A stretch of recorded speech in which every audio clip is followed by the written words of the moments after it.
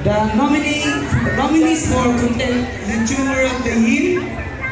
Dato Untay, Akman, Madid. Salamat Dato Untay. So ano po yung feeling mo na ikaw ay na-nominate at ano naman yung feeling mo na hindi po tayo nanalo?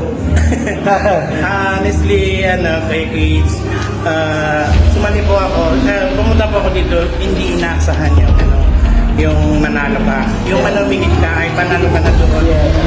For hundred thousands ng mga vloggers sa buong mundo dito sa Saudi Arabia ay nakasama ka doon sa top 8. Karangalan na yun tulad sa iyo. Karangalan mo na rin yun sa Facebook. Kailang may mga criteria din at saka may mga judge. Kailangan mo i-respeto yung pagpili nila kasi 40 daw yung nag-decide. So ang feeling ko naman na Baga-chinek nila talaga. hindi ako nanalo.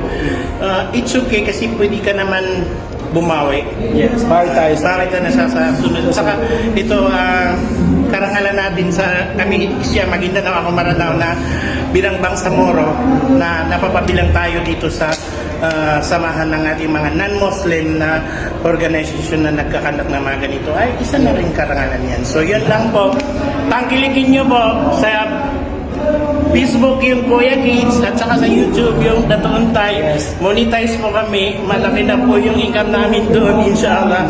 Dahil sa inyo, maraming salamat at congratulations sa lahat na nanalo. Congrats sa kanya. Thank you. Bye. Dahil hindi tayo nanalo, please, na-nominate po tayo. Yan.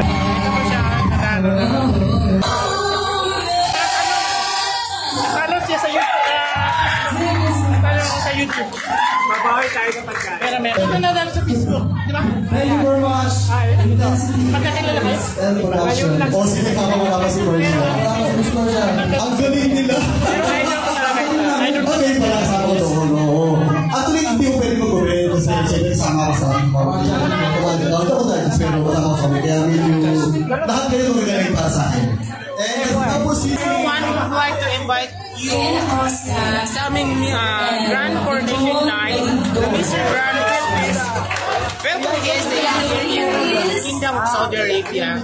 Actually, this is the first time na project ng this training production here in Kingdom of Saudi Arabia, which is Mr. Grand Philippines.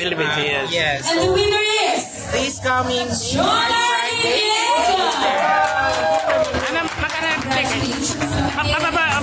Mabibili yung tickets dun sa gate?